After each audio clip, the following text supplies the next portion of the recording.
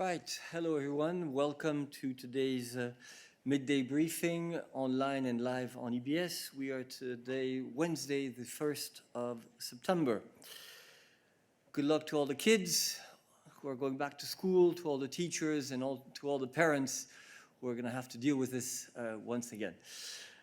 We don't have any announcements today, but let me remind you that an informal meeting of EU defense ministers is taking place today and tomorrow in Bordeaux, Slovenia, hosted by the Slovenian presidency and chaired by High Representative Vice President Josep Borrell. Commissioner Thierry Breton will also participate. During the 2 days, EU defense ministers will have a discussion on the strategic compass. Then ministers will focus on the current situation in Afghanistan as well as developments in EU operational activities, in particular in the Sahel, Libya, Mozambique, and the Western Balkans. The meeting will conclude with a working lunch together with NATO and the UN on common geostrategic challenges and opportunities. And a press conference with the Slovenian Defense Minister and the High Representative Vice President is tentatively scheduled for tomorrow at 3:30 Brussels time. As usual, the press conference will be broadcast on EBS.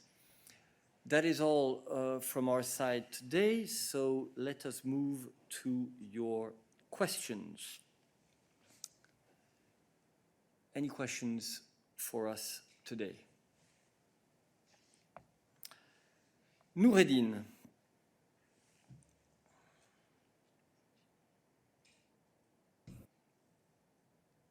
Eric, est-ce que vous m'entendez? Absolument, vas-y. Absolument. Merci beaucoup. J'ai une question, si tu permets, pour Peter, que j'ai préparée en anglais. C'est sur on the Houthi attacks against Saudi Arabia. Hi, Peter. The Houthi are targeting the Saudi Arabia facilities, civilian facilities, almost every day, or they are trying every day. They hit civilian facilities. For example, 2 days before, they hit a civilian airplane. What is the European Union reaction towards this unlimited attacks from the Houthi against the civilian facilities? All this despite the peace offers on the table. Second, when will European Union goes beyond its, let's say, soft approach towards these militia, because these militia are the only part or the only party who are still refusing the peace offers, whether forward by presented by the United States, United Nations, regional actors, like Saudi Arabia. They are the only one who are opposing multiple offers to sit to the table. Thank you very much, Peter. Thank you, Eric. Peter. Thank you. Good afternoon. Indeed, we have received reports and we have seen reports of increased military activity in the area of Marib in Yemen, and this past week has also seen the Houthi attacks on a military base in Al-Anat and against Abha International Airport in Saudi Arabia, which led to civilian casualties. And we as European Union, we condemn these cross-border attacks that endanger civil aviation, deepen regional insecurity, and they undermine efforts to end the Yemeni crisis and the Yemeni conflict. And these cross-border attacks have to stop. So this is on the first part of your question about the EU's reaction.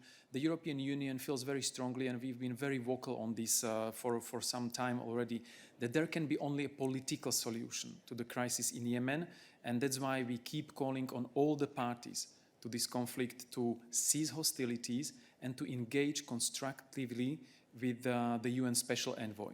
UN is in the lead on these efforts to find the political solution to the crisis. We support the UN efforts very strongly. And the second part of your question, or the answer to your second question is, when will the EU change its soft approach?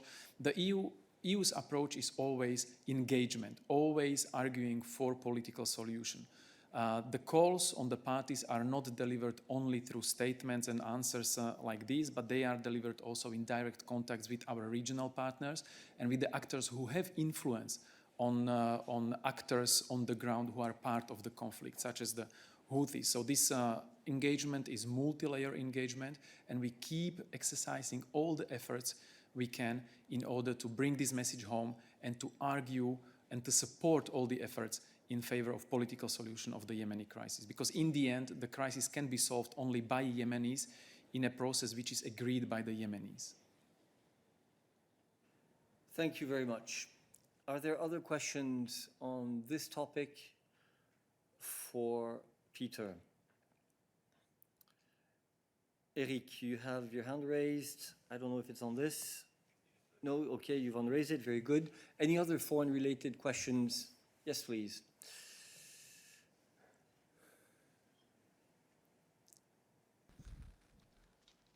Khalid Hamid Faruqi from Geo Television News, Pakistan. The Interior Minister's declaration about refugees, it seems that not a single refugee welcome to Europe, not a single European country is going to accept. Austria particularly completely rejected. What is your position on refugees? And they also suggested that neighboring countries will be helped to establish refugee reception centers. Thank you. Your comment. Yes, thank you very much. If you allow, we will come back to that issue because it's not a question for Peter, it's more a question for Adalbert, although you're absolutely right, it is obviously very much foreign policy related as well. So before we move on to that, are there any other questions for Peter on international affairs? Eric, you have your hand raised, so I don't know if it's on international affairs. If it is, go ahead. Oui, c'est entre les deux.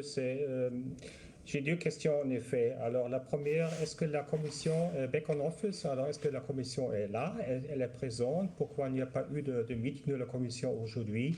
Et deuxièmement, est-ce qu'on peut s'attendre à une rencontre spéciale de la commission géopolitique sur l'Afghanistan et les suites?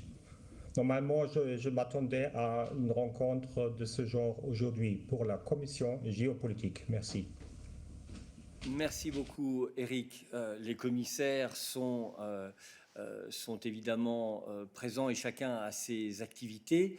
La commissaire Johansson et le vice-président Skinas étaient hier au Conseil Justice et Affaires intérieures, par exemple.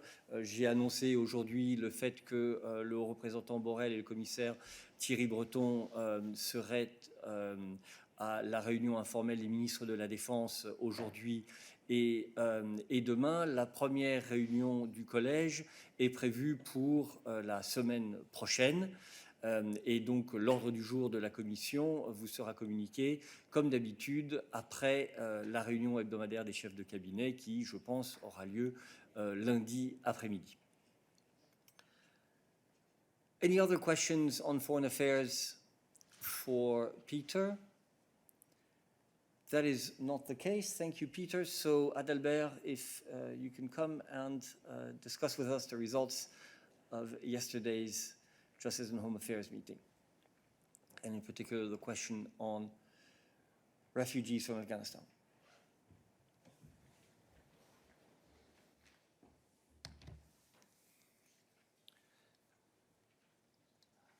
Thank you very much. And before addressing that question, maybe I can just complement what you were saying, Eric, about the different activities of members of the college relating to the situation in Afghanistan by also referring to the trip of Commissioner Johansson to the United States on Monday, and which continues, in fact, right now, where Commissioner Johansson has also met with a number of high-level officials from the United Nations, and she's also been in direct contact with Filippo Grandi, the UN High Commissioner for Refugees, also to discuss that situation. So it's also there are also high-level contacts on that level, specifically on the Home Affairs related issues. Now, when it comes to the statement of Home Affairs ministers, first of all, I would say that we very much welcome this statement. It is something also that Commissioner Johansson expressed yesterday at the press conference. It is a clear sign that member states are able to adopt a common approach on migration issues. And it is also a comprehensive approach that ministers are presenting, where the EU, in cooperation with the international community, is able to respond to the developments in Afghanistan as they unfold in a coordinated way. Now, it is clear that the immediate priorities are, as also Commissioner Johansson expressed, humanitarian assistance in Afghanistan, as well as operational and financial assistance to reinforce the protection capacity of the countries in the region, which would then be the first affected by any movements of people out of Afghanistan to seek refuge.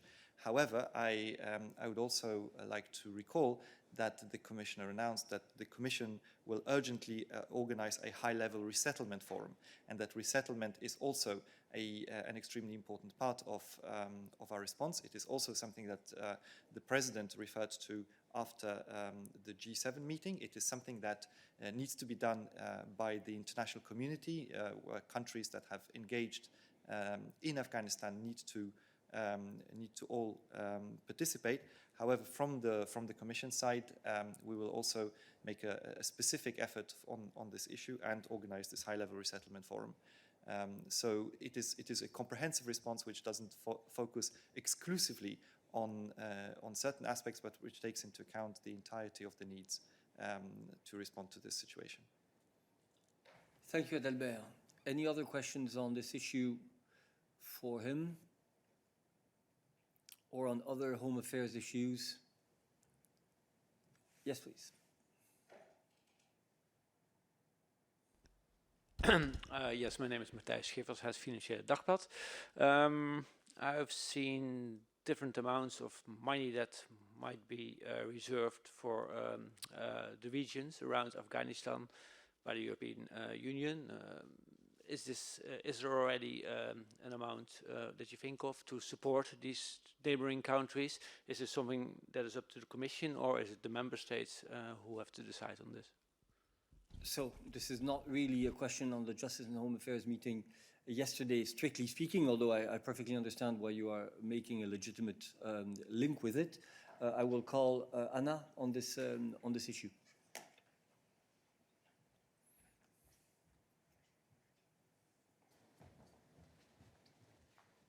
And welcome back. Thank you. So many thanks for the question. I'm afraid that I don't think we're at this stage able to go into figures. I think that what we can very clearly say is that the EU will, of course, continue supporting its partners to protect refugees and people in need of international protection, and supporting, of course, host countries and communities. And of course, this also would include, supporting to build economic opportunities, in particular for youth, and addressing, of course, root causes of the irregular migration, as well, of course, as reinforcing our partner countries' capacities on border management and governance, including, of course, in particular, border management. You are very well aware that under the INDICI, so the new financing instruments that will be the main financing instrument for external cooperation with our partner countries, there's an indicative 10% of its overall budget of close to 80 billion euros that would help us support partner countries specifically in the field of migration. But again, programming under INDICI is ongoing, and at this stage we are not in a position to go into figures. But of course, needless to say that the conditions on the ground and the specific needs of partner countries would be taken into account, and I think that this is also a message that was very clearly passed by Commissioner Johansson yesterday as well. Thank you very much. Any other questions for Anna while she's on the podium on development aid in particular, or international partnerships? No. Thank you, Anna. Any other questions for us today? Yes. I have a follow-up question that this debacle and disastrous consequences of Afghan war, when Americans, Europeans, and different countries went there, they did not consult a single country, neighboring countries, and now they have to host millions of refugees. They had already 4 million refugees, and Europe is not really accepting single one. Do you think this is fair policy of European Union? Look, I think we have said a lot on all the efforts that we are making as a consequence of a crisis which, I remind you, is absolutely not generated in any way by the European Union. You have seen the statements that we have made that are extremely clear, including from the President of the European Commission, on the fact that we have a duty to help those who are in danger, in particular women and young girls whose opportunities would be curtailed, in particular journalists, in particular female judges and lawyers, etc., etc. Secondly, we have said that we are proactively organizing meetings in order to assess the situation and find agreements on numbers of refugees that can be accepted in Europe. And thirdly, of course, we are reflecting on how to support both the Afghan people, both in the country and abroad. So I think that everything that could be said on this has been said. Of course, the situation will continue to develop, and as we have announcements to make, we will certainly inform you. All right. I will now close this chapter related to the crisis in Afghanistan and foreign relations in general, and we will move on to other issues. And Maria had a question. Maria. Hello, I hope you can hear me. I would like to come back to the question I had yesterday for the Commission about the oil spill coming from Syria towards Cyprus. Do you have any news, any update on that? Thank you. Thank you. Question for Tim. Hi, Maria. So, we've seen the situation, as Balas mentioned to you yesterday, and are obviously very concerned about the potentially serious environmental impacts which could come from this oil spill from a refinery in the Syrian town of Banias. We understand that the Cypriot authorities are following this closely and are ready to act. Cyprus has requested technical assistance from the European Maritime Safety Agency through the EU Civil Protection Mechanism, and an oil recovery vessel from the agency has been offered to Cyprus, and that's currently being mobilized in the relevant seas. The Commission would further recommend that the relevant countries activate the existing collaboration framework to respond to oil pollution in the Mediterranean region, which comes under the Barcelona Convention. And specifically, there's a protocol which concerns preventing pollution from ships and cases of emergency, combating pollution of the Mediterranean Sea. So that's what I can say for now on this issue. Thank you very much. Any other questions for Tim today on the energy or environment portfolio? No. Any other issues? Yes. Tomasz. It's Tomasz Bielecki of Deutsche Welle and Gazeta Wyborcza. I have a question on Polish recovery and resilience plan. Exactly a month ago, the deadline agreed by European Commission and the Polish government of assessment of the Polish project did pass, and I'm well aware about the criteria of assessment and so on. But my question is whether the European Commission or Poland has asked for the formal extension of the finalization of the assessment of the Polish plan. Thank you. Thank you, Tomasz. There is absolutely nothing new that I can add compared to all the previous statements on this. Work on the plan continues. There are contacts between, of course, the Commission and the Polish authorities on the plan. That is all that I can say on this. Any other questions for us today? Yes, please. Into the autumn, the support for strict corona measures differs vastly among EU citizens, and according to a new poll, there's a lot of skepticism about the motivation behind the lockdown in countries like Bulgaria, Poland, and France. And I was wondering, what are the plans of the Commission to unite the people of Europe in the fight against the pandemic? Wow. Now that is the most open question that I've had in a very, very long time. The plan that the Commission has had now for a very, very long time has been to ensure the availability in sufficient quantities of safe and efficacious vaccines to ensure that the people of Europe can be protected from the virus. And we have been extremely focused, as you know, on delivering on this plan. And we are now at a stage where I think it is very clear to anyone who wants to look at the evidence that the vaccination campaigns are providing a significant degree of safety for Europeans. And therefore, of course, we are continuing to cooperate with countries, in particular those where there is a significant issue of vaccine hesitancy in terms of informing the public on the advantages of becoming vaccinated. And we reiterate on a very regular basis the call for people to be vaccinated. So I think that our efforts have been very clear for all to see. I think that the successes are there, but at the same time, we acknowledge, like I think all public authorities, that the efforts must continue.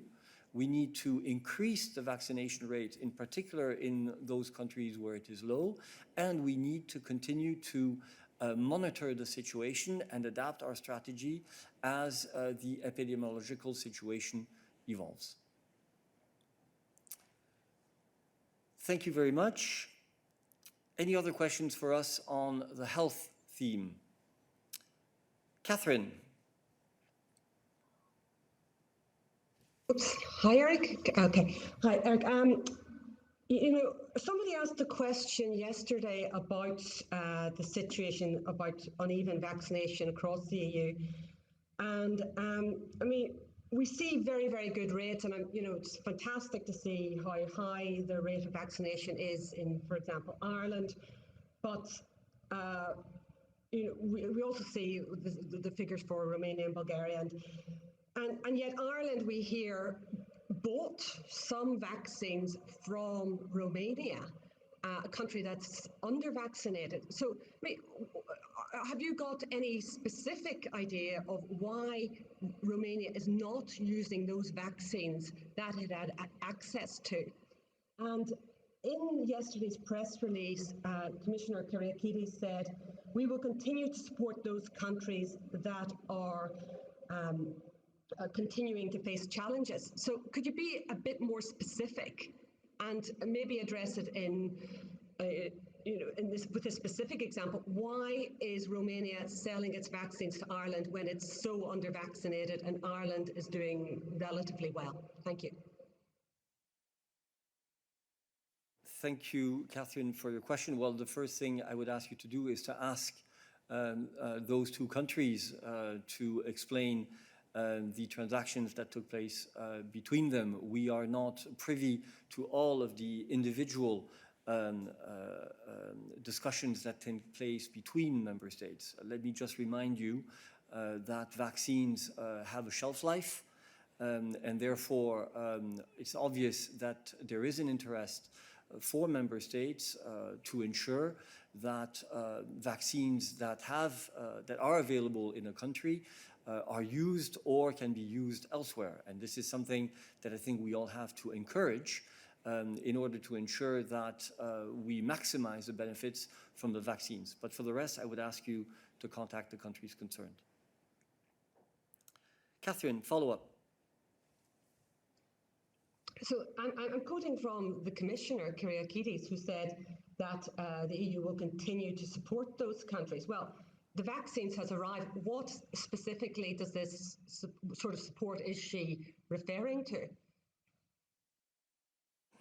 Thank you, Catherine. This is a question we've had quite a few times already, and we've said that we are supporting member states where there are issues of vaccine hesitancy to communicate to the public in order to reinforce the message on the fact that vaccines that have been approved for use within the European Union are safe and efficacious, provide therefore real benefits for the health of citizens, and therefore encourage them to become vaccinated.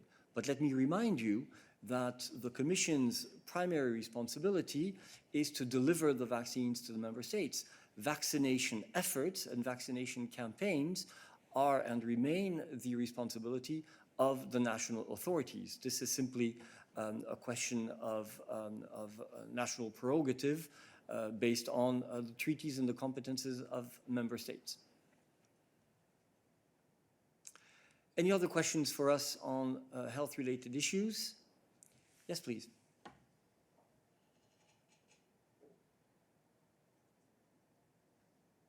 Yes, thanks. The Commission yesterday announced that 70% of adult citizens has been vaccinated.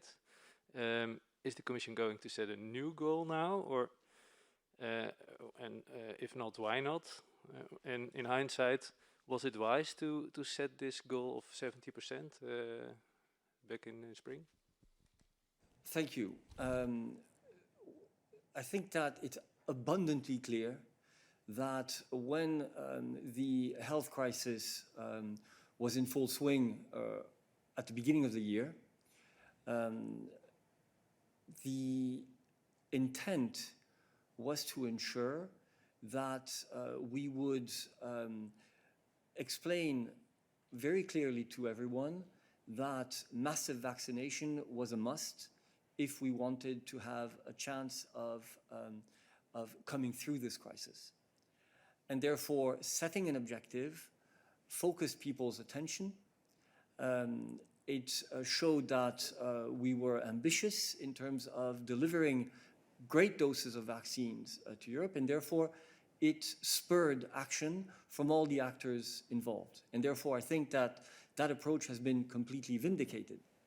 The exact percentage that was set at the time was based on the information available at the time. And I think that with hindsight, there are many things that you can do. But what is clear is that we have always said that we would be very attentive to the evolutions in the epidemiological situation, in the pandemic, in the appearance of variants. But at the time, nobody could predict how things would evolve. It is clear today that 70%, the 70% threshold is definitely a major achievement, but that more needs to be done. And therefore, that is what we are now focused on. And this is something we have recognized already a long time ago, since you will remember that well before the summer, we already announced that we had signed a supplementary contract with BioNTech Pfizer for the delivery of a significant number of new doses, 1.8 billion, in order to continue the vaccination campaign, taking into account a whole series of needs, be it vaccinating new age categories within the European population, be it the possible need for booster shots, et cetera, et cetera. So, you know, we've always been, I think, at the same time, very ambitious, but very modest in saying this is based on what we understand for the moment. And of course, we will continue to adapt our strategy as the situation evolves. But you see the result today. Today, the result is that the European Union is one of the places on earth, if I can say, where the vaccination rates are the highest. Of course, we have issues, as has been highlighted now, of differences in vaccination rates between countries, but it is still an extremely significant success to have reached, in basically 8 months, the vaccination rate that we have reached in an EU of 450 million inhabitants. So we are extremely satisfied by the progress that has been made, but are intent on ensuring that we continue the efforts as long as required. Any other questions for us today on this? That is not the case. On other issues? I see no further hand raised, so thank you very much, and we will meet again tomorrow for the next midday briefing.